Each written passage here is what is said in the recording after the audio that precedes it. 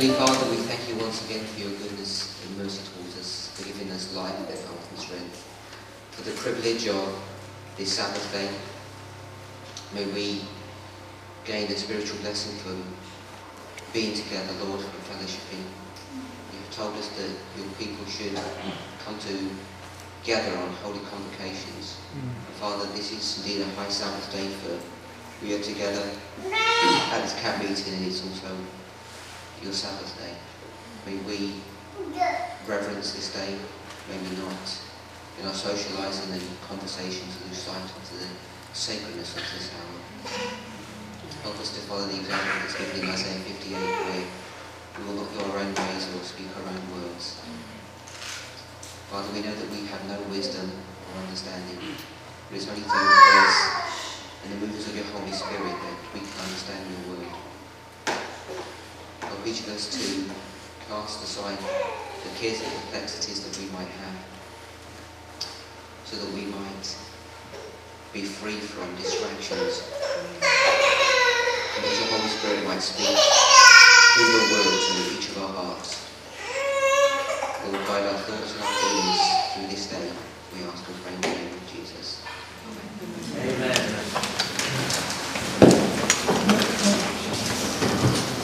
Mais esperto.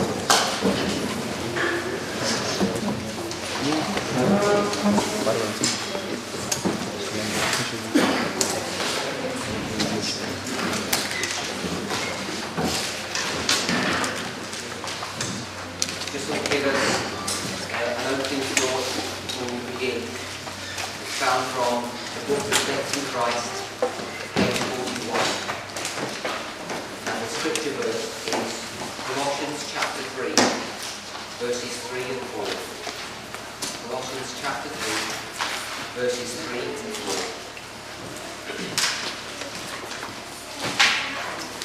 For ye are dead, and your life is hid with Christ in God.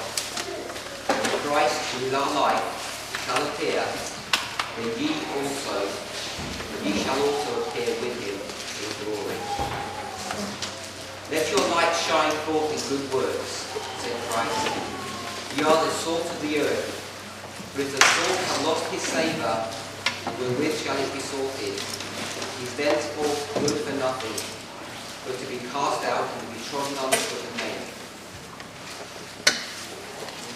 I fear that there are many who are in this condition. All have not the same work to do. Different circumstances and talents qualify individuals for different kinds of work in God's vineyard. There are some who fill more responsible positions than others, but to each one is given his work, and if he does his work with fidelity and zeal, he is a faithful steward of the grace of God. God does not intend that your light shall so shine that your good works or good words shall bring the praise of men to yourselves, but that the author of all good shall be glorified and exalted. Jesus, in his life, gave to men a model of character. How little power did the world have over him to mould him according to his standard? All his influence was thrown off. He declared, "My meat is to do the will of him that sent me, and to finish his work." If we had this devotion to the work of God, doing it with an eye single to his glory, we should be able to say with Christ, "I seek not mine own glory." His life was full of good works, and it is our duty to live as our great example lived. Our life must be hid with Christ in God, and then the light will be reflected from Jesus to us, and we shall reflect it upon those around us, not in mere talk and profession, but in good works and by manifesting the character of Christ. Those who are reflecting the light of God will cherish a loving disposition. They will be cheerful, willing, obedient to the requirements of God. They will be meek and self-sacrificing, and will work with devoted love for the salvation of souls. All who are true light bearers will reflect light upon the pathway of others. let those who have named the name of Christ depart from all iniquity. If you yield to the claims of God and become permeated with his love and filled with his fullness, children, youth, and young disciples will look to you for their impressions of what constitutes practical godliness, and you may thus be the means of leading them in the path of obedience to God. You will then be exerting an influence that will bear the test of God, and your work will be compared to gold, silver, and precious stones, for it will be of an imperishable nature.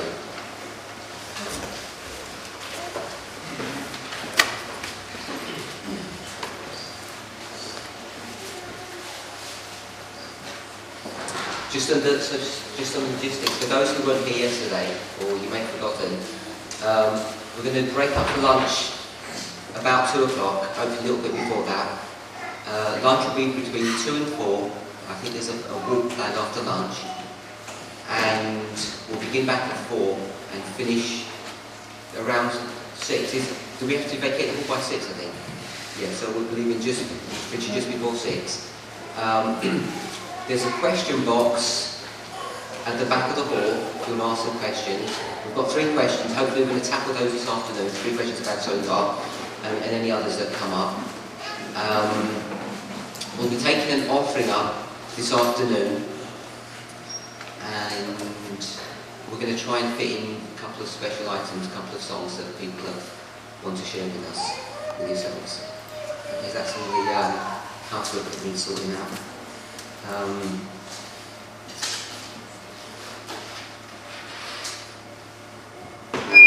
2 things that came up in some discussions yesterday. One of them was on the testimony of 2. You remember that law of rule of interpretation? On the testimony of 2, a distinction to be established. A question was asked that when you look at all the examples of that rule, they're all literal examples, if I can use that, or earthly examples. They're talking about human beings being testimonies or witnesses. And is it a stretch to apply those verses? And I didn't give you them all. I think I gave you about 4, but there's about 7 in the Bible. I think 6 or 7. Is it stretching things, or are we allowed, we have the license to use those verses to, in the spiritual sense?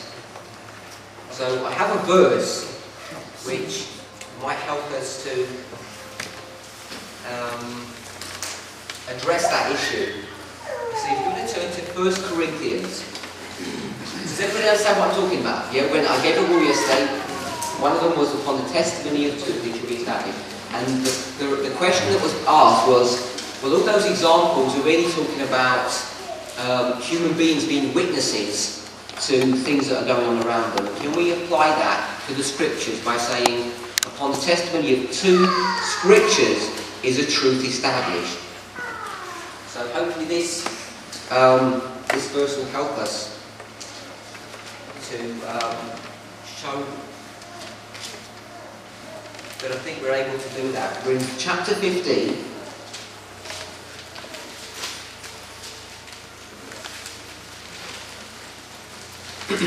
And we'll pick up from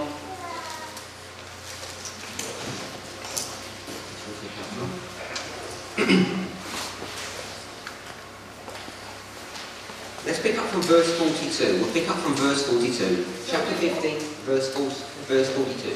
1 Corinthians 15, 42. That's where we start from.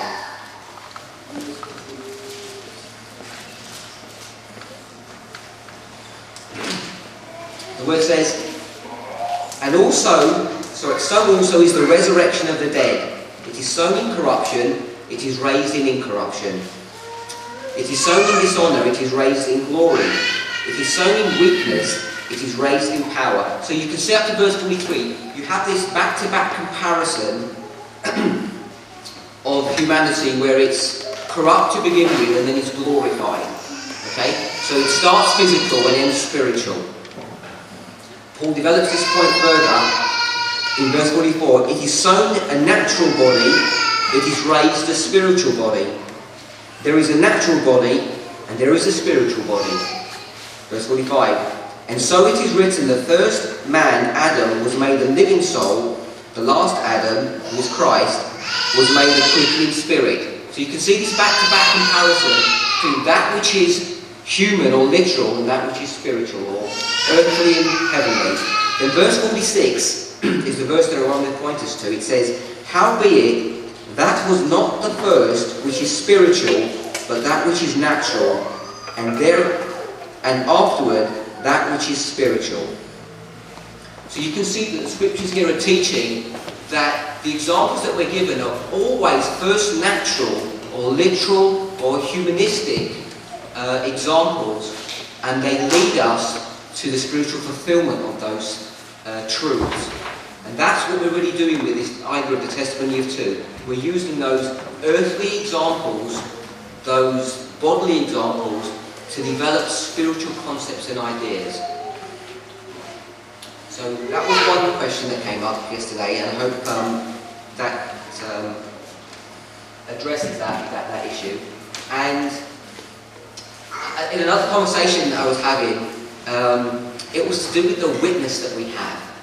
And hopefully as we go through the readings over the weekend, taken from the book Reflecting Christ, and we begin to see how Christ worked, how he operated, and the admonition that he gives to us as God's people, hopefully we can see that we need to rise up to a higher standard.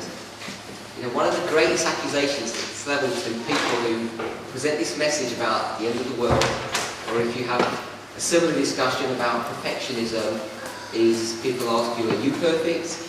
Are you reflecting Christ? You've probably had those accusations leveled at you. But in many ways those accusations are true, and they really need to be dealt with. And so often, we can put those things aside and say, let's study the Word, don't look at me. But human beings are required to look at us. If you look at, even just a basic overview of what the controversy is about, you have to ask yourself the question, why was not the great controversy finished at the cross? Yeah, I don't know if you ever thought about that question. Because we know from Revelation 12, the work was really complete at the cross. All the accusations of Satan had been answered, and the whole universe saw whose side everybody was on and what the controversy was over. But we know there was a work to be done after that. Okay? And that work is the completion of the atonement, if you want to use that language. And we know the atonement gets completed when? Yeah? It gets completed in 1844, doesn't it? Okay? Which is the Day of Atonement. Okay? So that concept is already built into the scriptures. So we know in the Day of Atonement, which is the day we're living in, that the atonement is going to be complete. And one of the issues that I have with Adventism, if I think that's a good way of putting it, is that we're so focused, and I don't mean this in a bad way, upon the work of Christ, we've lost the responsibility that we have as his people of representing him, both in the work that he's doing, following him in the most holy place, and also representing him. So hopefully some of the passages from Reflecting Christ will reflect the seriousness of that accusation that's leveled against us, that we're not actually living according to our testimony. Remember the analogy that we gave yesterday about you have to know the times in which you're living so you can be prepared for those events. And we developed that idea looking at ancient Israel and the Millerites. And if we're professing that message, and we're about the only people that are doing that, that's Seventh-day Adventists as a body, but also those people who believe or accept the understanding of Daniel 11:40-45 in the way that we're going to be discussing this weekend. If you really believe that, your life should be getting into order, and we're a very disorganised body. So there were two questions that came up yesterday. Does anybody have any other questions from what we've spoken about so far? No? Okay.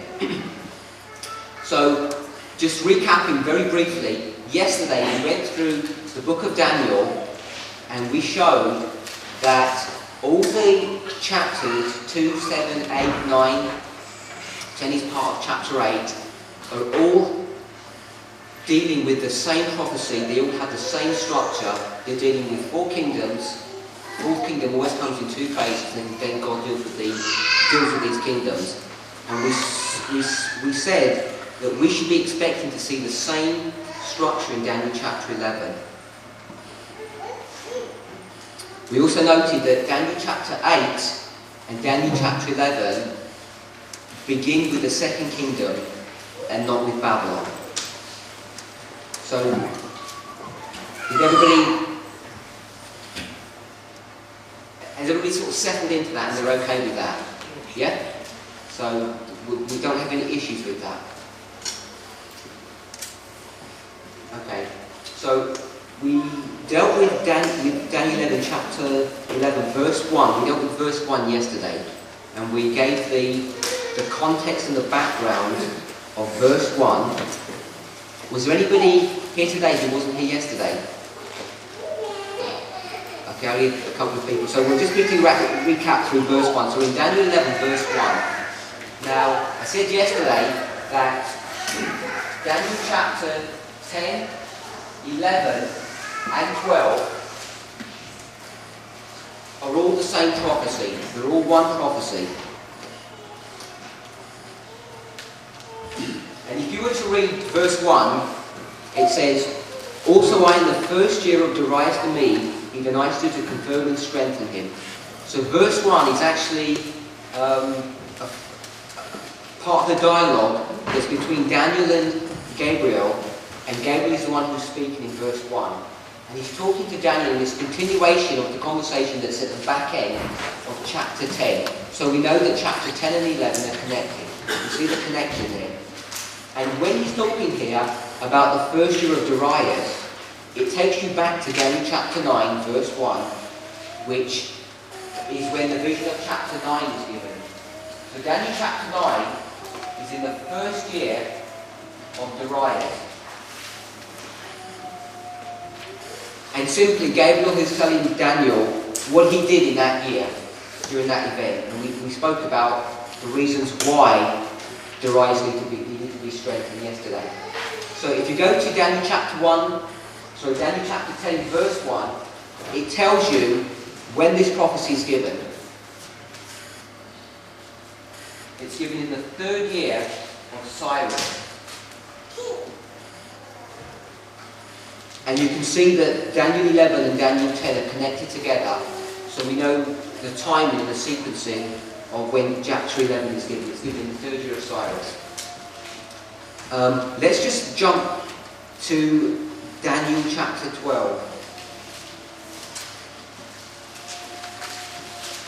Daniel chapter 12. We're just jumping to Daniel chapter 12 because we're going to try and tie these three chapters together. We've seen the link between 10 and 11. Can everybody see that link? Yeah? Can you see that the link between chapter 11 and chapter 10 is there because verse 1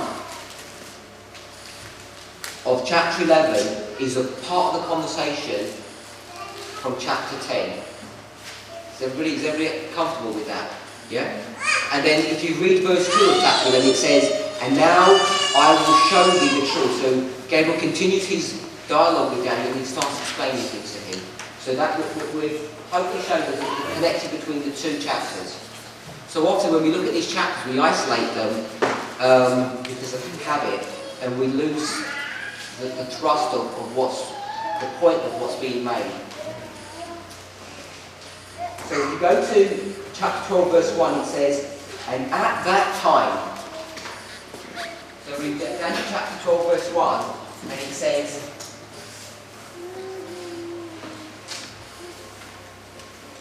"At that time." So we're just picking up that phrase, "at that time." So you have to ask yourself the question, when it says that time, what is the time that it's talking about? Okay? So when it says, what is the time that it's speaking about, you have to put that statement into context, and the only place that you can go to is backwards in history, yeah? Would you agree with that? So you need to go back into the verses. And if you go back into the verses, you go back to verse 45, it doesn't give you any information on the time. 44 doesn't, 43 doesn't, 42 doesn't, 41 doesn't. And if you go to verse 40, okay, so we're in Daniel 11 verse 40, and it says, and at the time of the end. And everybody see that in verse 40 it says at the time of the end. Now, all we're doing is, you don't have to understand what any of this information means. Okay, so we're not required to understand any of this means. All we're looking at is the structure of these verses. And however you understood what these verses mean, hopefully you can see that the structure is very straightforward to understand. Can everybody see that? I know there are some people here who understand Daniel 11 very well, and it's very basic, but there may be others who don't understand it. For the people for whom it's new, I hope that you can see you don't even need to understand the details just to structure these 3 chapters together. Is that a fair proposition? Yeah? Because verse 1 of chapter 12 says, at that time. If you want to know what that time is, you just need to go back in the verses and it tells you. In verse 40, where is the first time, the last time previous to verse 12, it picks up that phrase, at the time of the end. The reason why it's important to understand this is because when you start doing your own studies on this chapter, or when you start dialoguing with people, and you come across varying views of what these verses mean, people begin to isolate the chapters, and they will put chapter 12, verse 1, at that time, and isolate it from the verses that are previous to it. If you look at most people when they deal with it, they'll split the 2 verses, the verses together, Daniel 45 and Daniel 12:1, and they'll make them separate events. Okay? But I hope you can see that the very wording of the verses shows you that you can't do that. Is that reasonable? Yeah. Okay? Question? It's just that verses and chapters were not in the original text, they're added later, so it makes it easier to understand that we should not necessarily divide the Bible as we, and because it helps. Some people don't know that the chapters went there when Daniel was writing, and Paul and all. Okay. That's an interesting, everybody hear the point he made? In the original, there were no chapters and verses, okay, it was put in afterwards, and so the original just flowed through. And he says, when you get this idea of chapter and verses, you can stumble perhaps sometimes to separate and isolate things. That was the point that he made. Okay, it's a very reasonable point. But what I want to just say to that is that if you begin to look carefully at some of these verses, you'll see, and people might call it conspiracy type theories, but some of these verses and the actual verse numbers will line up with prophetic waymarks or events. Okay, they actually do. When you see that a couple of times, you begin to wonder, were these chapter and verse separations actually ordained by God? I disagree with that. Yeah, so I just point, and we will address some of those issues when we get to verses 40 to 45 in a very simple way. Some people understand it in a more complex way. You have a question? So, just looking at verse 40 and in chapter 11, verse 1 and 12, it's showing that it's a continuation. Is that what we... That's the very point I'm making. So a simple timeline or a verse line is you have verse 40 here, okay, then you have 41, 42, 43, 44, 45, and then you have 12:1. And this says that time, and when it says that time, you need to go back and find out what the time is, okay? And if you go to 45, 44, it doesn't give you the timing, okay? So you have to go to the last place that you'll find the time is in verse 40, and it says it's the time of the end. So you know that when you get to the time of the end, that's the time that it's speaking about, okay? And people might argue that there's a big time gap between these two events. Okay? But even that isn't a structural problem, because what it shows you is that at the time of the end, when verse 40 comes into history, then you have a sequence of events that occur. Verse 41, 2, 3, 4, 5, and then 12.1 is a continuation of that. It's just a continuation. Question? Does that answer your question? Yeah. Okay. It might become clearer as we go along. I'm not sure if you're saying that verse 12:1, at that time, it was the same as verse 40, that time the man was coming 17 minutes. Okay? So the man coming up then for... I understand your dilemma. I'm not sure if that was an issue with the sister or not. Yeah, that's the next question. Sorry? That Was your next question. I thought it might be. If I'm right in understanding you, what you're saying is that there's a sequence of events from 1798 that leads up to 12.1, and that's where Michael stands up. You're not actually saying that at the time that Michael stands up. At the end of the second, Okay. So what Chris has said is what I'm trying to say. Right. What I will say is this. When you say that the time of the end, okay, and we're going to put 1798, okay, the way we understand time of the end, we have to conceptualize what are we actually talking about. And there are two ideas or two concepts of this time of the end. Okay? One of them is that it's the end of a time prophecy. Okay? It's an end of a time prophecy. That's what the time of the end is. It's the end of a time prophecy. And we'll have a brief study on that. The other thing that we need to understand is that there's a connection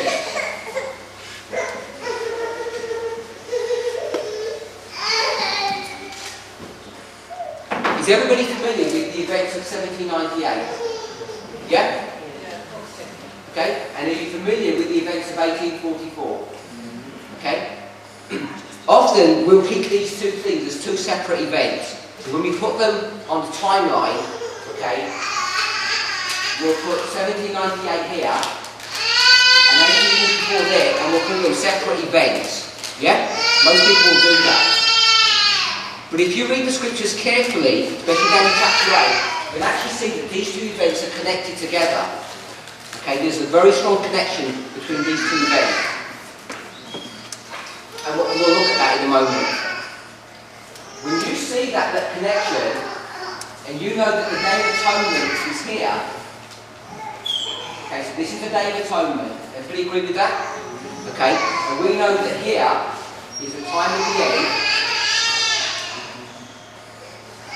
We know that we're living in this event, and one way of looking at that event is it's a single event. Yeah, the Day of Atonement is a single event, the investigative judgment. Is everybody okay with that? Yeah?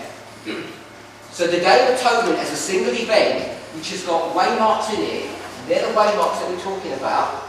Those waymarks 1, 2, 3, 4, 5, okay? Verses 41 to 45 are the very events that occur in this history here. Does everybody agree with that? Yeah? Is that making sense? Okay. We have 1798 verses 41 to 45 with Michael standing up. And your question was, does Michael stand up at that time? Is that 1798? Because it sounds like that's what I'm saying. Okay. So we have 1798 here, and if I put a verse here, which is 1844, not a verse, sorry, a time.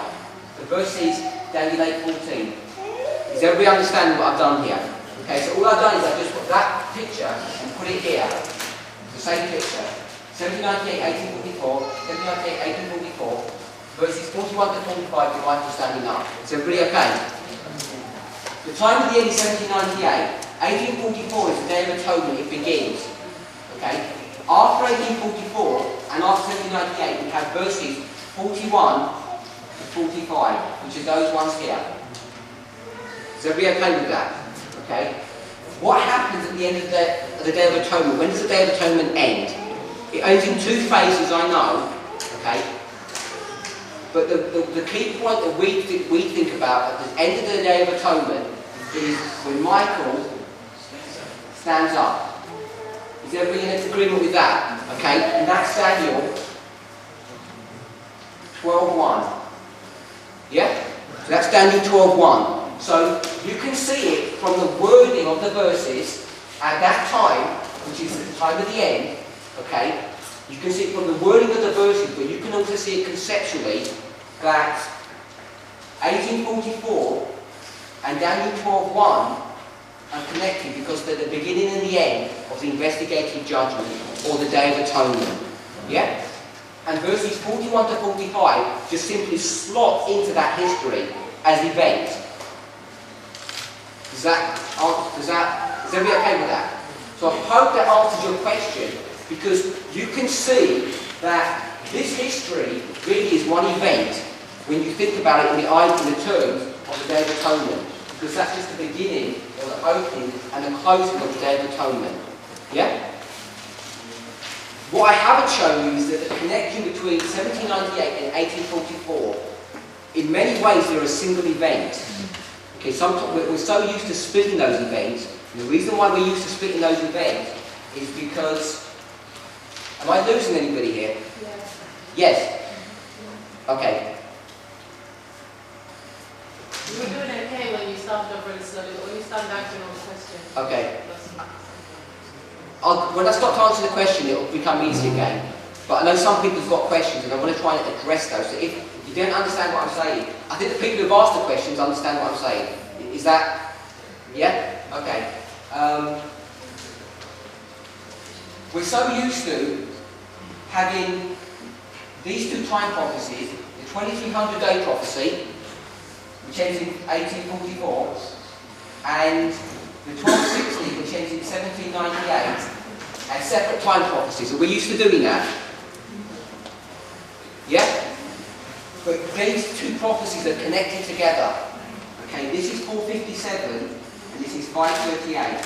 Okay, so at first glance, it looks like these passages are not connected together. Would you agree with that? Yeah? But let me just quickly show you how we connect these two verses together. Am I losing people, or are they understanding what I'm saying? Okay, so let's turn to Daniel 8:14 quickly. Okay. As you turn into that, let me tell you what we're trying to do now in this conversation, because I've lost some people. Okay, this is what we're doing.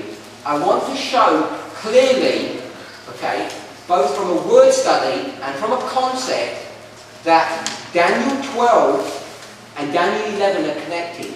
Because if you don't connect them and have settled into that truth that there's a close connection between the two, okay, it gives you the ability, if you don't believe that, to separate these verses. And when you separate them, you can then start manipulating verses 40 to 45 and start doing things with it which you're not allowed to do. Okay? And when you do that, these verses lose their place in history. Does that make sense, what I'm trying to show you? If you want to put these verses in their proper place in history, you have to connect this verse with this verse. Does that make sense? Okay, so that's what we're doing. I want to connect them together. So the connection started with just a simple word study that said in verse 1, at the time of the end. Okay, so no, at that time. At that time it said. So you have to ask yourself the question, what is the time? And I'm suggesting that you have to go back in the verses and it says at the time of the end is when that time is. Does everybody understand that? I didn't lose anybody there. Okay. So the question was asked, it sounds like I'm saying that time, we know this time is 1798, okay? They're saying, does that mean that this is 1798? Okay, that was the question because I'm connecting these two together. Right? So, in one sense, I'm saying yes, they are connected together, but this is not 1798. It's not 1798, no. So the question then is asked, well, what license do you have to connect the two together and say that time is that time? So that's the question that we've asked next. So I'm showing you how you connect the two together. Does that make sense now? So you connect the two together when you understand the relationship between 1798 and 1844. Okay, so I hope everybody's caught up by that stage. So now what I'm going to show is what the connection between the two is. There's various ways of doing it, a long way, but we're just going to pick up the short way. Okay? So, I then went on to look at, just do a little timeline here, say 1798 is the time of the end. There's 46 years between 1798 and 1844. Okay, everybody knows that. That's just maths, 46 years. Okay, you have some prophetic connotation to it as well. But then you have 1844 to Michael standing up is the Day of Atonement. Okay, that's all simple for everybody. Yeah? So you can see that the events in these verses here, between 1 and 5, 41 to 45, occurred in this time frame between verses 40 and 12:1, which is all in the Day of Atonement. And the Day of Atonement is a single event when you look at it from the work of the sanctuary. Does everybody agree with that? Okay, so I'm trying to show you how you can really connect the two together, 12:1 and 11:40, without making them the same date. Because they're not the same date, but they're the beginning and the ending of the same event. Does that make sense? Yeah. And the event is the Day of Atonement. Before I do that, let me just add one more bit of information. And I'm only going to give the information, I'm not going to prove this one, or even give you the verses to it. You can just study this for yourselves. So let me just erase this. I'm just going to put two extra labels for this information. 1844 and Michael standing up. Okay. Before I do that, is everybody up to speed with me? Yeah? Okay. Now when you have a discussion with anybody on Daniel chapter 2, Daniel chapter 7, and Revelation 11, okay? Daniel 2, Daniel 7, and Revelation 11. Okay? One of the topics that always comes up is the subject of the kingdom. Okay? The kingdom. The kingdom is dealt with in those three chapters, 2, 7, 11. It's dealt with other places, but it's dealt specifically in those verses. Okay? So people ask the question, what is the kingdom? We know it's God's kingdom. We already dealt with that yesterday. Yeah? Very simply, we said the stone.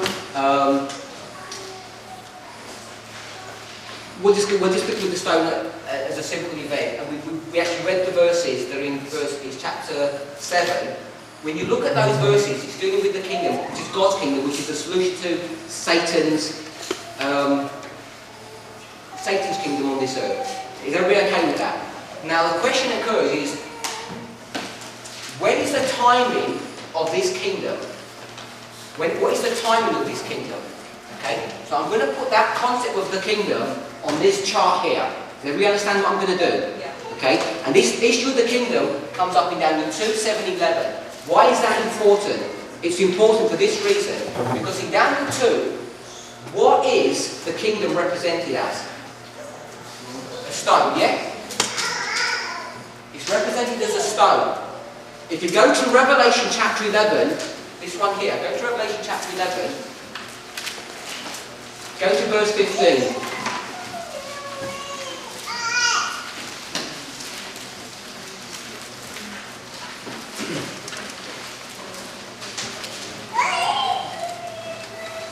The reason why we need to get, even without understanding all the intricacies of verses 40 to 45, if you don't get the connection between chapter 11 and chapter 12 sorted out, okay, you're always going to run into this problem when you have any, in your own settling into the truth, and when you have discussions with anybody, because they always want to separate the two.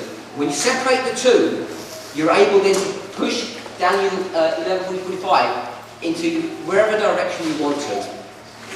So Revelation 11, verse 15, says, "And the seventh angel sounded, and there were great voices in heaven saying, the kingdoms of this world are become the kingdoms of our Lord and of our Christ, and he shall reign forever and ever." Okay, so without even understanding what that means, you know that there's a connection between the seventh angel sounding and that the kingdoms of this world are now taken over by the kingdoms of God. That's what that verse says, doesn't it? Yeah? And then you get more information there. If you go down to verse 19 in chapter 11, it says, "And the temple of God was opened in heaven, and there was seen in his temple the ark of his testament, and there were lightnings and voices and thunderings and an earthquake and a great hail." Okay? Ellen White commenting on verse 19 there marks that date as 1844. Okay? Chapter 11, verse 19 is 1844.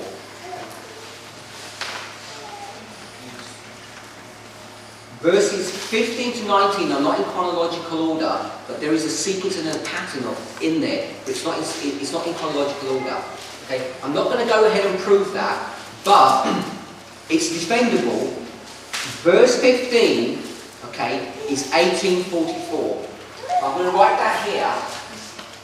Revelation 11.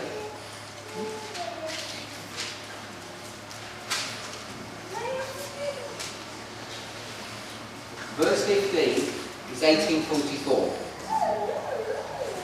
Okay? But it is also when Michael stands up. It covers this history here.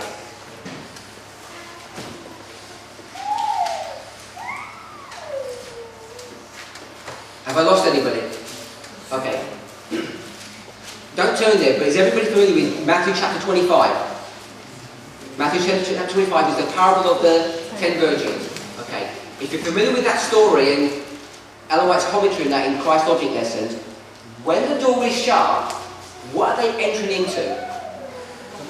The marriage. Yes? They're entering into the marriage. Okay. When you go into Matthew 22, chapter 22, which is the parable of the wedding garments, okay, what is that parable discussing? It's discussing the history of the investigative judgment when the garments are being checked out, yeah? And that begins in 1844. Am I losing people here? Okay, all I've shown you is that Matthew 25 and Matthew 22, both of those events start at the beginning of the investigative judgment, which is the Day of Atonement, which is 1844. So this is Matthew 25 and Matthew 22. Okay? And Matthew 22 actually extends to this time period here.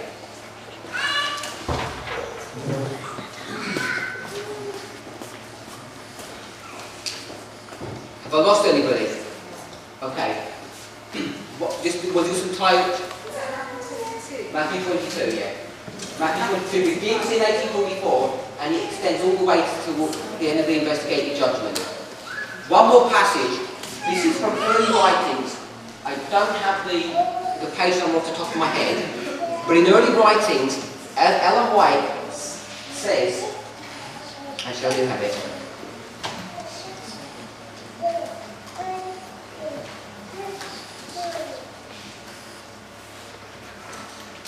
Okay, no, it's not early writings. I'll give another one. It's Spalding and McGann. For those who are lost where I'm going, I'll recap in a moment, because there are people who are up to speed with what I'm saying. Okay? This is Spalding and McGann, page 2A. It says this: when the four angels let go, Christ will set up his kingdom. None receive the latter rain, but those who are doing all that they can. Okay, so the phrase we want to pick up is that the latter rain, when the four angels let go, Christ will set up his kingdom. The issue of letting go of the four angels is another study, but it's dealing with when the seven plagues are let loose. Okay, when you come to Jacob's time of trouble. So that event occurs when Michael stands up here. You'll see that in the writings of Ellen White, that is in early writing. So she'll show you that at this point here, when the four angels let the winds go, okay, she says here that Christ will set up his kingdom.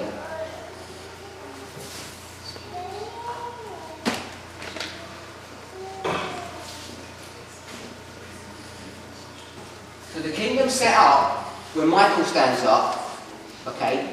But also, the marriage started in 1844, and the kingdom was set up in 1844 in agreement with Revelation 11:15.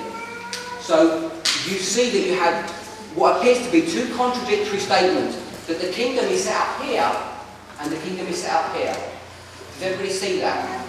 Okay? Now the way to resolve that is simply this. Ellen White gives us another clue to this, and she says that the wedding represents the receiving of the kingdom by Christ. So in simple language, she says the wedding equals the kingdom. The wedding of Christ, in that model where he marries, he doesn't marry us because we're the guests to the wedding. He marries New Jerusalem. Okay? So the marriage of Christ is the kingdom. So when you get that idea clear in your mind, that the wedding is the kingdom, and the wedding begins here, and the wedding ends here, the kingdom begins here, and the kingdom is set up here, it's finished, it's complete. Christ has finally received his kingdom when Michael stands up. That shows you the second concept, that not only is that from 1844 to when Michael stands up is the Day of Atonement, it's also the kingdom. So, what I've done this, so I'm going to summarise what I've shown so far. I'm trying to show that there's a connection between chapter 12 and chapter 11. You can do that with the word study. At that time, connect up with the time of the end. That's one connection that you get. The other connection is that it's during the Day of Atonement all of these events occur. The beginning of the Day of Atonement and the end of the Day of Atonement. That's the second connection. The third connection is this. That the Day of Atonement, the marriage, and the kingdom are all synonymous events. They're all representing the same event. So the kingdom, the marriage, and the Day of Atonement all mean the same thing. Is everybody okay with that? Yes? Okay. So I've shown you 3 ways to connect 12 with 11. I haven't proved this connection, I've just shown you the concept. It's quite a big study just to go and prove that the kingdom begins here and ends here. But it's defendable. You can show that through studying the scriptures. So what you know is that the kingdom opens here and finishes here. The kingdom is the marriage, and also the Day of Atonement, which you're familiar with, is also in that time frame. And all that study takes you to Daniel chapter 2, Daniel chapter 7, Matthew 25, Matthew 22, and Revelation 11 that we've just picked up. So I've given you 3 proofs to connect chapter 12 and chapter 11 together. Okay? And we haven't even discussed what the verses mean yet. Is that okay? Okay, I'm going to show you one more piece of information, which I said a few minutes ago. We need to connect the time of the end and 1844 together. Okay, because all I've done so far is I've just connected 1844 and Michael standing up together. Yeah, if you notice that, I only did these 2 connections. I didn't connect this one and this one. Did you see that? Yeah? So I'm going to connect these 2 together, the time of the end, 1798 and 1844. I'm going to tie those 2 together. I'm going to erase all of this now. Yeah? So all we've done so far is we've connected chapter 11 and chapter 12 together. If you don't do that, you open yourself or expose yourself to a misunderstanding of what the verses mean. And I think we're required to see that connection. Can everybody see the seriousness of that connection? Can anybody not see the significance of the connection? Why you want to connect chapter 11 and chapter 12 together? Can anybody not see why you want to do that? So everybody can see it. So just in case you're too scared to say anything, let me just tell you why you need to connect the 2 together. You need to connect the 2 together because what happens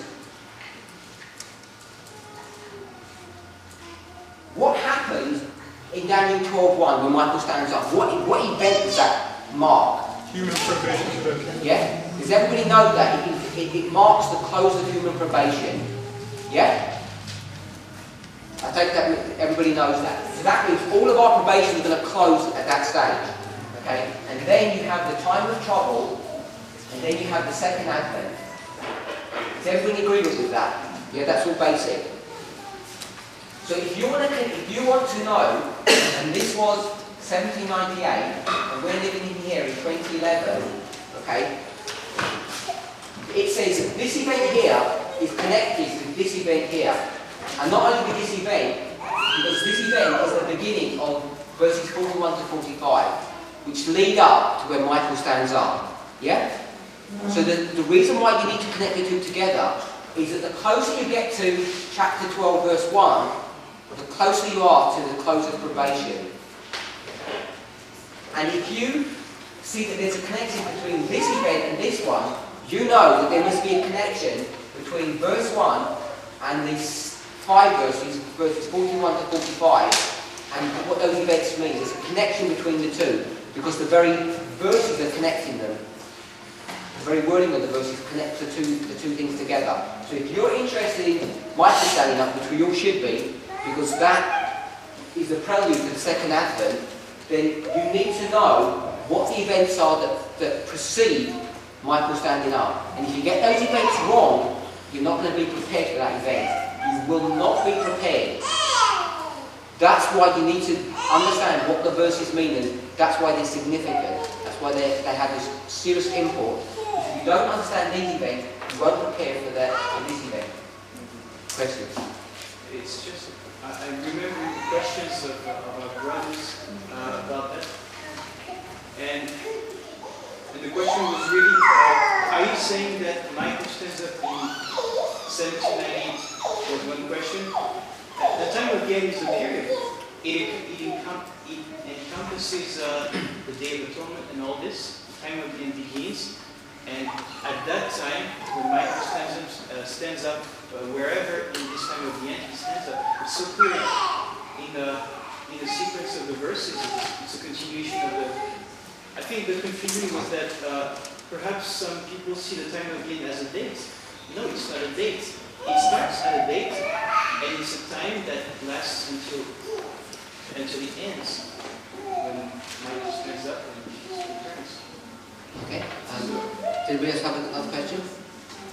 So you never make this a point, so the time of the end will be the end of time for the second event. Okay, the second event is very similar to what the brother was saying. It's dealing with this. I did address it, but I didn't tie it up together. It's 1798 begins. I'm going to say this. Hopefully you'll see why I'm saying this in a minute. 1798 begins the Day of Atonement. Okay, once 1798 occurs, then the Day of Atonement is very closely connected with it. I know there's a space between the two and they're two separate days, but if we were to put them as one event, okay, you can see that when 1798 occurs, all of this is one event. Okay, so 1798 is the end of the 1260, okay, but it's also the beginning of this one event, the end of the world, if you like, and this event is the Day of Atonement. But we know the Day of Atonement ends in 1844, but I'm going to show you that 1844 and 1798 are connected together, okay? Some people are already happy with that. So that's how you tie these two things together. 1798 is the end of the 1260, which is 538. So this is the time that's being discussed when it says the time of the end. The end of this time prophecy has come to its completion. And then you get another event after that. And that event is the Day of Atonement, the marriage, and the kingdom, and it ends in 12:1. So that's the connection between the two. That's this period in which we're living, which the brother just said. Okay, I'm going to show that. Okay, and I'm not saying it does. 1844 is when the Day of Atonement begins, but I'm going to show you the connection between the two. Okay, there's a connection between the two. If you go to Daniel chapter 8, verse 14.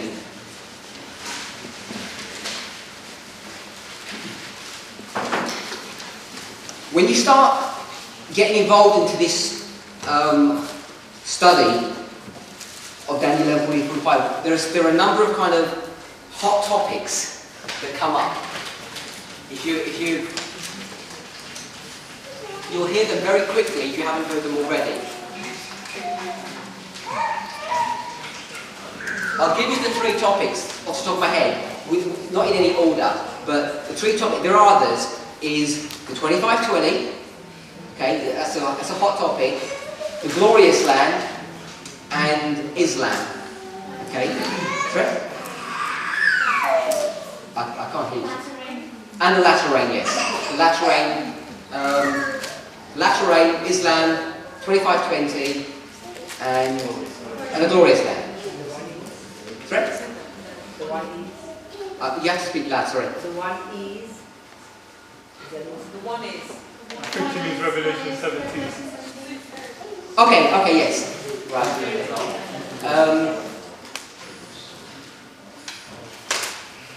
2520. I'm not going to do specifically with the 2520, but it's related to 2520, this point that I want to make. So let's go to chapter 8. Is anybody not familiar with what the 2520 is about? Not so much. Okay. So I'm not going to explain the 2520, but I'm just going to give a really quickly brief overview of it. Now the 2520 is dealing with the punishment that God inflicts upon his people because they break the covenant with him. They break the covenant that he enters in with them at Sinai, and God prophesies, if you break the covenant, I'm going to punish you. And they duly break the covenant, and so he says, okay, now I'm going to take the punishment upon you. And the 2520 is 2,520 years long. It has a start date and an end date. Israel was originally 12 tribes. We're okay with that in the time of, from Jacob, then into the time of Moses, then you have the time of the judges, then you have the first 3 kings, Saul, David and Solomon. After Solomon's reign, the kingdom gets divided into 10 kingdoms and 2 kingdoms. So Israel starts off with 12 and then splits into 10 and 2. Okay? This is known as the Northern Kingdom and the Southern Kingdom, or Israel and Judah.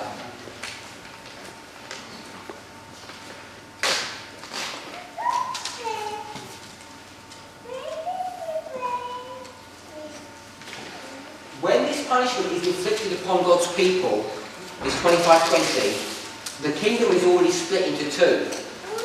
And because they both share the same heritage, God sees fit to punish both parts of the kingdom. This part of the kingdom is going to be punished, and so is this one, because they both broke the covenant. Okay? Does that make sense to everybody? The starting of the punishment for both kingdoms, both halves of the kingdom, is different. They start at different dates. So when you come to Israel, which is the 10 tribes, okay, their punishment begins in 723 BC. And if you add, from 723, if you add 2,520 years, you get to 1798. Okay, there's much more to this than I'm explaining. Okay, and we know that 1798 means something to us. When you look at Judah, which is the 2 tribes, they also have a 2520 punishment, or 2,520 years. But their punishment begins in 677 BC. And if you go from 677 and add 2,520 years, you get to 1844. Okay, so both of those dates mean something to us, don't they? Yeah? The dates we've already discussed. So even just understanding a basic understanding of the 25-20, and there's a lot more to it than this. Even a basic understanding shows you that these two dates are connected. Can everybody see that? Because this is a single prophecy. There are not two 25-20s. Okay, there's only one 25-20. There are two themes. Okay, there's one 25-20 with two themes.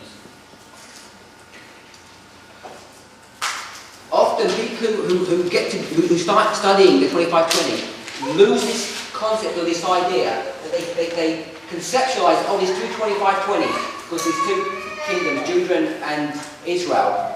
But there isn't. There's only one 25-20, but it has two themes to it. Okay? The themes are this. The theme for the northern tribes is a theme of punishment. And the theme for the southern tribes is a theme of restoration.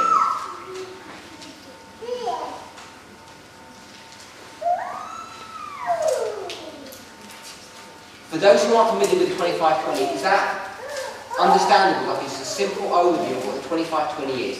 25-20 is a punishment that God gives to Israel because of their breaking of the covenant. They break the covenant. So he sets into motion this punishment. Before he punishes them, the kingdom is already split into 10 and 2. And because both halves of the kingdom broke the covenant, he punishes both halves. So they both get punished for 2,520 years. But there's only one 25-20.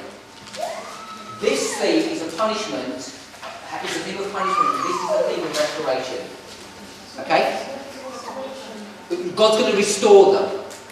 The whole, yes, he's going to restore them. He's going to bring them back into a covenant relationship. If you can think of a covenant as being married, okay, which is a good way of thinking about it. Okay, we know that God divorced or separated from ancient Israel, or they divorced him, whichever way you want to look at it. Okay, at the end of this 25-20, which is this theme of restoration, he wants to re-establish the covenant. Okay, and that covenant is like a marriage relationship. And it's no surprise that when there's a marriage begins, we've already discussed that, in 1844. In 1844, the marriage begins between God and his people, which is the restoration that he wants to make with them. Is everybody okay with that? Is that for both tribes, or is it just one particular tribe? Okay, that's why I want to make it clear there are not two 25-20. There's only one with two themes. People get tripped up with this idea that there are two tribes and who's actually getting punished. Because the reality is this, that the punishment for 2,520 years is not applied to the northern tribes anyway. It's actually applied, all of it, to the southern tribe and then to the Christian church. Because remember, by the time of Christ, the 10 tribes don't even exist. And they don't exist hundreds of years before the time of Christ, actually. They're just scattered totally. So this punishment, the point I'm making is this. After 723, and a little bit further from that, the 10 tribes don't exist as God's people. They never do. And so he's not punishing his people anymore with this idea of re-establishing a covenant with them. That covenant promise goes through the southern tribe only and then into the Christian church after the time of Christ. Okay, but I didn't want to get in. You can ask me that question privately because that might be confusing people about the 25-20, and I didn't want to. If that's the answer to your question is no. The 10 tribes are not in the picture of the 25-20. This theme of the 25-20 is to do with a relationship between God and his people. And after the 10 tribes lose their way, they are no longer God's people after that forever. Question? It's not really a question, just to add to what you said about I think for me the true text is Ezekiel 37 verse 19, where God suggests that these two states, what they want, when people ask us what they are, we put it together as one state. Okay, those a very simple answer to that is Revelation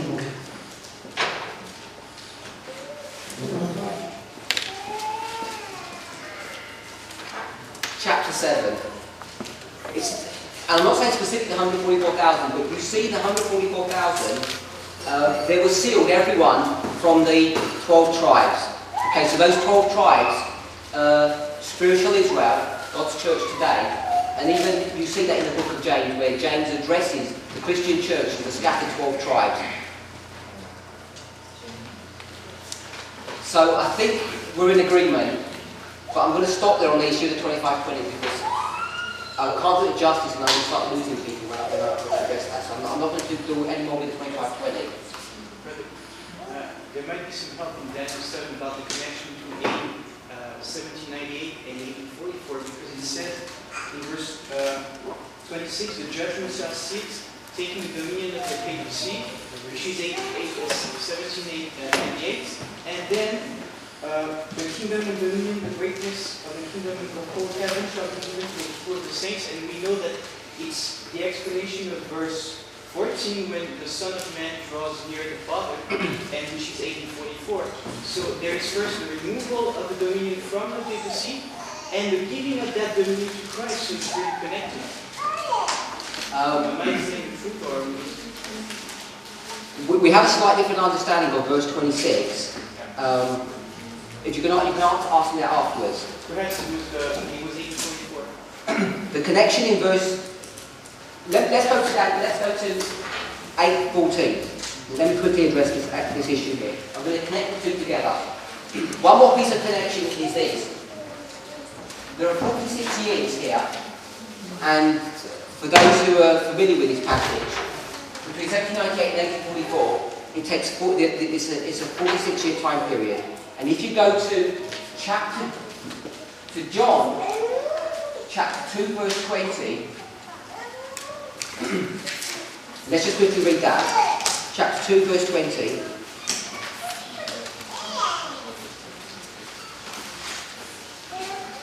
This is the first cleansing of the temple by Christ. This is when Christ cleanses the temple the first time.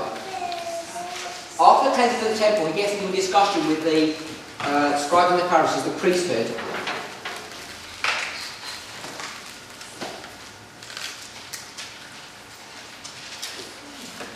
And in verse 18 of the chapter it says, the Jews said unto him, What sign showest thou unto us, seeing that thou doest these things? Jesus answered and said unto them, Destroy this temple, and in 3 days I will raise it up. Verse 20. Then said the Jews, 46 years was this temple in building, and wilt thou rear it up in 3 days? Okay, we're all familiar with that passage. Now Jesus is using a simple historical event here as an analogy of what he's going to do at the end of the world. And you can see that 46 years that's been discussed, the number here is still 46. There's a connection between the two. We all know that we as a Christian church are a temple of the living God, yeah? We're stones which are built together to form a temple. Everybody familiar with that concept and idea? Yeah? So, one of the connections between 1798 and 1844 is that between 1798 and 1844, in these 46 years, according to John 2:20, the temple is built. Okay, the temple is built, and it takes 46 years. Okay, so God uses, when we read 1 Corinthians 15, God uses that physical, literal example, and draws a spiritual lesson from it. Yeah? And so these 46 years, which was in the time of Christ, when it took 46 years to build that temple, it takes 46 years for God to rebuild his temple from 1798 to 1844. Yeah, because the abomination of desolation was on the temple of the sanctuary. Was a desolation of the sanctuary. Was upon the temple. Yeah, yes. And he was rebuilding it after that. So let's go to verse 13 of Daniel chapter 8. It says, Then I heard one saint speaking, and another saint said unto that certain saint which spake. So there's a question now. It says, How long shall be the vision? And then he's going to ask some qualifications on it. So the question is, how long is the vision? And he's going to tell you what the vision is dealing with. Is everybody with me? Daniel 8:13, it says, how long is the vision? And then it says this, concerning 1, the daily, 2, the transgression of desolation. Okay? So how long is the vision concerning the daily and the transgression of desolation? Then it says this, to give both. Okay? So these powers are going to do both things. They're going to do two things, and it's going to tell you the two things that it does. It says 1, to give both the sanctuary and the host. Then it says to be trodden underfoot. So the sanctuary is going to be trodden, and the host is going to be trodden. Can everybody see that? If you look at verse 13 and read it slowly, it says, how long is the vision concerning the daily sacrifice and the transgression of desolation, to give both the sanctuary and the host to be trodden underfoot? So I've just structured it in a clear way, and it says that, and we're not going to discuss the intricacies of this at the moment, but this issue here, these entities, tread down the sanctuary and tread down the host. Does that everybody, can you see that in that verse? Yeah? Sanctuary trodden down and the host trodden down. What's the answer to the question? 2,300 days, then shall the sanctuary be cleansed. So the answer is in response to what? Yeah, but not all of the question. Because the question said the sanctuary and the host. Didn't it? But the answer is only in response to the sanctuary. Okay? So a simple way of saying the answer to the sanctuary is 1844. Yeah, 2,300 days. You agree with that? Okay. So let's just deal with the host.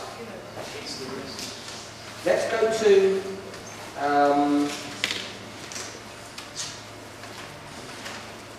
Revelation. See.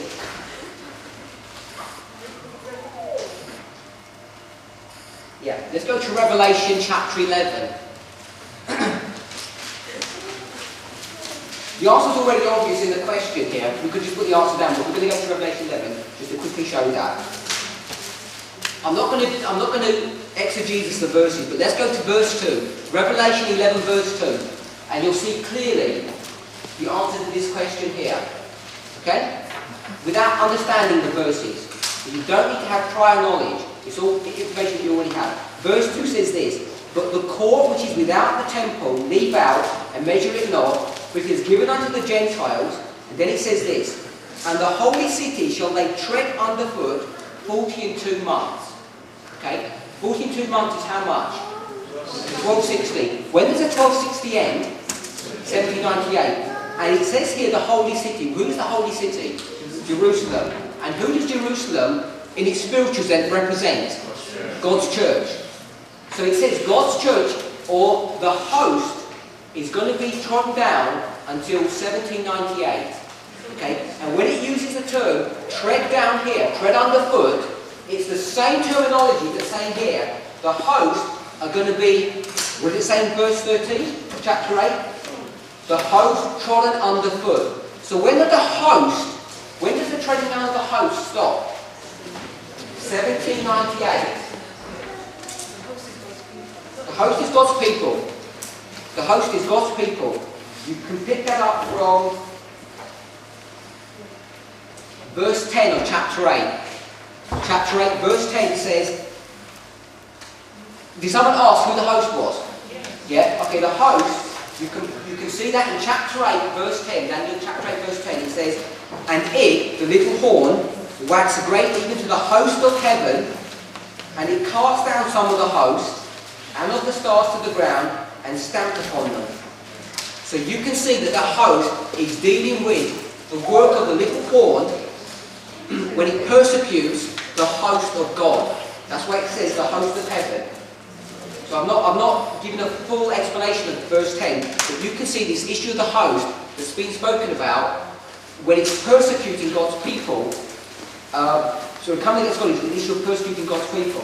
So these powers here come and destroy the sanctuary and they destroy the host.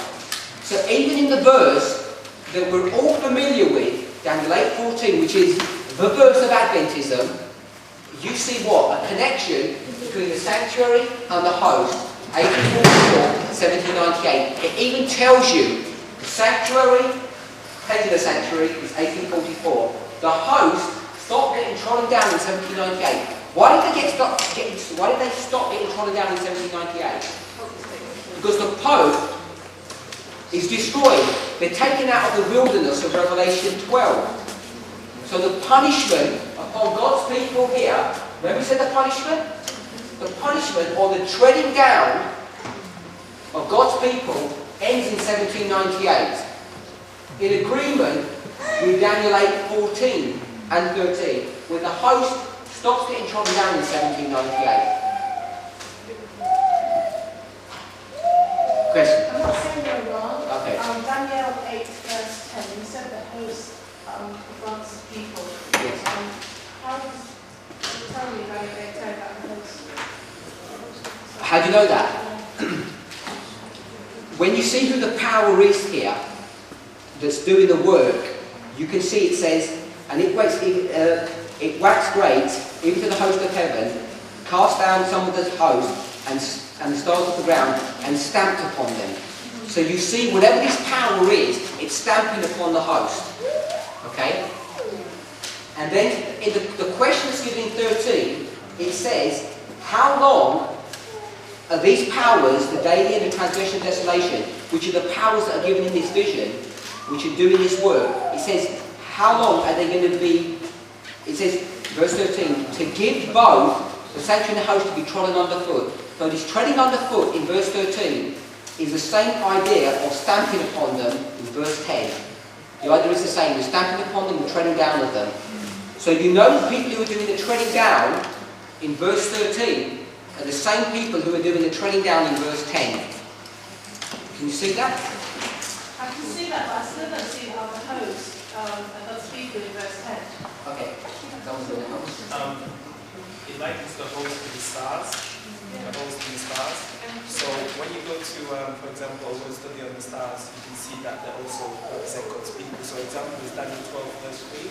It says, "But they that be wise shall shine with the brightness of the firmament, and they that turn men into righteousness as the stars of heaven." So you see that this star also represents God's people. So in there, when he's talking about the host and the stars, the 12 goes from. That's how we know it's God's people. There's some of the text as well, in Revelation 9, that talks about the star as a messenger. There's a few other places, but that's how you can make that link, the host and the stars. Did everybody hear that? Question? So, just to get a clear understanding, this day is which is doing the trumpet, right? Yes. There are two powers that are doing the trampling, the daily and the transgression of desolation. Fred? Yeah. So I haven't defined them, but then. How do you come to identify the daily and transgression of desolation as two powers? Okay, I haven't addressed that, but it does say, even if, however you wanted to understand who they were, you know that they're concerning the vision, because it tells you in the verse. It says how long you'll be the vision, and it tells you what the vision is about. It tells you it's about the daily and the transgression of desolation. So it tells you that information. Okay? So that same text you're saying, exactly the same that this daily is what we talked about earlier. Yes. Because it says the daily sacrifice, and the daily sacrifice comes up in verse 11 anyway, the verse before that, which is part of the vision. So however we understood it, you know that those entities are trampling down the host and the sanctuary. By the way, sacrifice is nothing. Yes. So I'm not doing a study on Daniel 8. What I'm trying to show you is just a simple connection between 1798 and 1844. I've shown you two connections between them. Okay? The 2520 connects the two together conceptually. The concept is that God punishes his people, and in 1844 he goes back to the covenant relationship with the Seventh-day Adventist Church. The Seventh-day Adventist Church is created in 1844. But it takes some time for the church to be created, for the temple to be rebuilt. That time period is 46 years, and that date, or that time period, is given in John 2:20, literal, going on to spiritual, and it connects 1798 to 1844. And the concept is that God's people broke the covenant, he punishes them for 2,520 years. The punishment stops in 1798, and then it takes 46 years for them to be regathered together, for the gathering to occur. They're gathered by 1844, and the temple is built. When the temple is built, they're now restored, and restoration is going back into covenant relationship with God, which is the marriage, which that concept we've already spoken about. That's the concept that ties it together. A word study in Daniel 8, verse 13 or 14, shows you that these powers trample the sanctuary and the host. They trample God's government two ways. There's a spiritual treading down, or a rebellion against God, against his government. You know, they substitute God's religion, if you like, you know, his power in heaven. Some people use this idea of that there's a vertical warfare between earth and heaven. So that's what that warfare is in the sanctuary. And there's also people use this idea of like a horizontal warfare. They actually fight against God's people as well. So that's why this idea of the sanctuary and host are embedded in this verse, because that's where the warfare is coming. It's coming both against the system and religion of God, and his religion and government for God, and also he wants to punish God's people and do them harm. It's a quick question.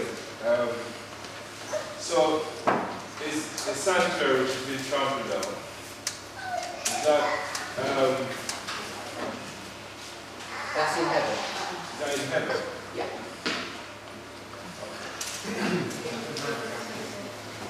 Because they take people's eyes off of it. If you go to early writings, I think, he says when Christ moved from the holy to the most holy, and the people kept on looking at the holy place. And why do people look at the holy place? Because they have their eyes not upon Jesus, but they have their eyes upon man and man's religion. So he's destroying the work of the sanctuary, the work of Christ's restoration. There's also a second testimony to the book, in Exodus 24, when Moses goes into the mountain, received him, climbs to the temple. That's right. He spent 6 days and he goes into You've got the verses? 24, 14. 13. 13. Okay, if you didn't hear what the brother said, we've spoken about the 46 years of John 2:20 when the temple is being rebuilt. Okay, there's also another 46 when Moses goes up Mount Sinai to receive the instructions for the building of the sanctuary or the temple. He's there for 46 days. He's there for 6 days with some brethren, and he's there for 40 days on his own. So when you add two together, it's 46 years. It's found in Exodus 24, 13. 13? Onwards, yeah. And there's another 46 years. When you, in Genesis, the story of Noah, okay? The Bible talks about how it rained for 40 days before the night. It was on the 7th day that this when he started, so he had them up. That's 46. Okay, so this is Genesis in the time of Noah, and there's 7 days in the ark, And the 7th it starts raining. plus 40 days of rain, but the rain starts on the 7th day, so there are actually 6 days, then on the 7th it starts, so it's 6 plus 4, which is 46 years. And I don't know off the top of my head there's spiritual connection between two, but there is one, because we know that there is. But I can't show it to you off the top of my head because it's new to me. Chris, Genesis, we didn't get a chapter for that, but someone's going to give it to us in the middle. Genesis chapter 7. Question. So is it incorrect then to apply this Daniel 30, in a literal sense. Daniel, Sorry, Daniel 8:30. in a literal sense. Is it incorrect to do that? Well, yes, you can't do that because if you're going to say tread down the sanctuary, the literal sanctuary, there is an application for the literal. Because we read in 1 Corinthians 15, first the literal, then the spiritual. So they trample down the literal one as well because they destroyed the temple in AD 70. Okay? Yes, I didn't mean to lead you astray on that. They destroyed the literal temple, but then they move on to destroy the work of the spiritual temple as well, the administration of Christ. So to properly understand the fulfillment with regards to the end of time, it cannot be applied from the spiritual perspective. Is that what you're saying? Exactly right. It can't just be applied from the literal. Because the literal ends in AD 70, hundreds of years. Yeah, hundreds of years, 1800 years, plus or minus a bit, from when these events really occurred. Okay, we're going to have a break now for 10 minutes. But I'm just going to wrap up where we've got to.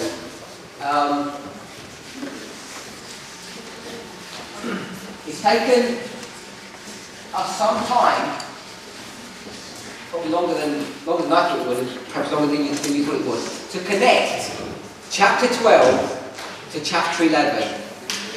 But I hope that you can see that the connection is based upon the scriptures, based upon the word study, based upon the concepts and ideas, that the time of the end comes in 1798.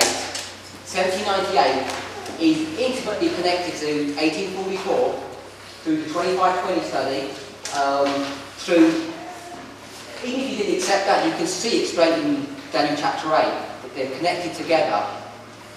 But God needs time for him to take his people out of darkness and bring them into a covenant relationship with him, as it did even with ancient Israel. It took time for that to happen.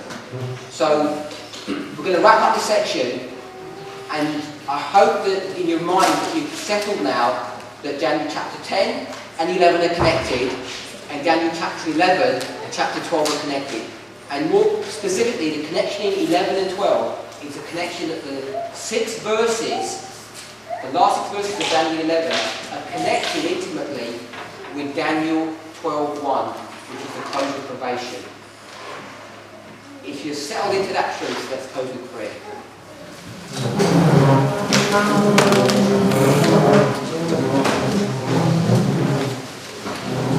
Heavenly Father, we thank you for your goodness and mercy. Please help us, Lord, to commit to reverence your Sabbath. Help us, Lord, to meditate on the words that we've just heard, that we might settle these truths intellectually, first into our minds, Lord, and then we may settle them into our hearts. Father, as often is the case, when someone presents an intellectual truth, Father, it's easy to accept the information. It's only when it begins to impact us and have a consequence upon our lives that spiritual pride sets in, Father, and we begin to reject the truth. Lord, I pray that each of us here, for some of us this is new information, for others, Lord, it's going over old information, but that we might refresh our minds and be blessed in the establishment of the truth, Lord, that we are now living in the closing events of Earth's history, when Michael is just about to be standing up, and that we should be ready, God, looking for the events that precede that event. We ask and pray in the name of Jesus.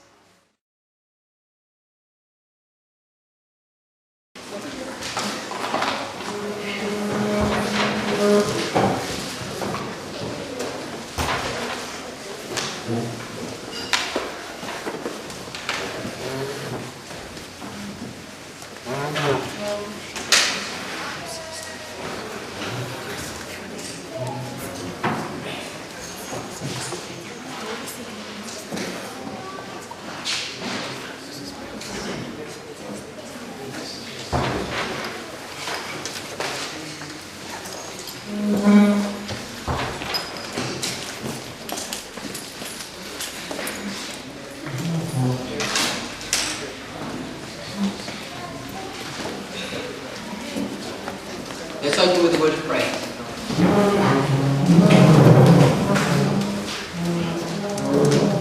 Father, we thank you for your continued blessings upon us. May we focus our minds upon your word, Lord, even though some of the issues and concepts challenge our minds. May we awaken from our lethargy, Lord, that we might prepare our hearts and our bodies for the momentous events which are already taking place around us, Father, that we might prepare for the soon coming of our Lord and Saviour. So continue to guide our thoughts and our feelings, we ask and pray in the name of Jesus. Amen.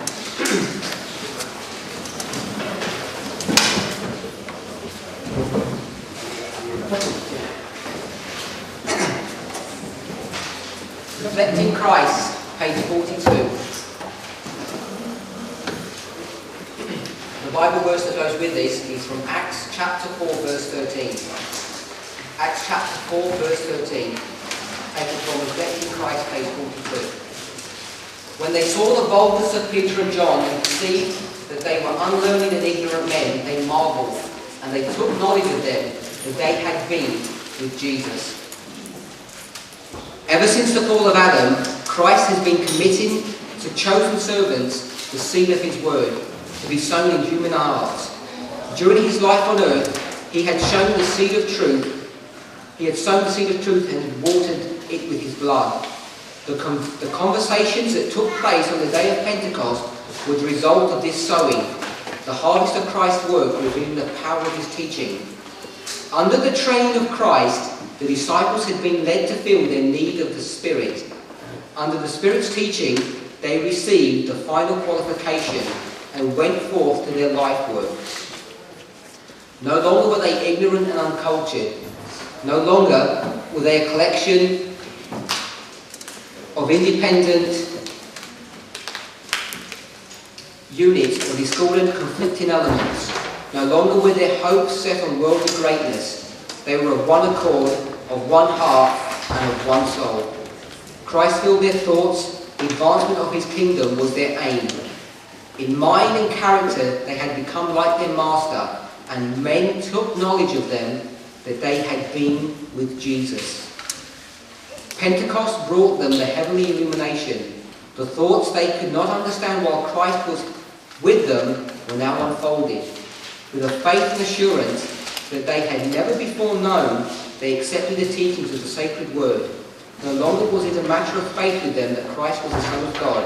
They knew that although clothed with humanity, he was indeed the Messiah, and they told their experience to the world with a confidence which carried with it the conviction that God was with them.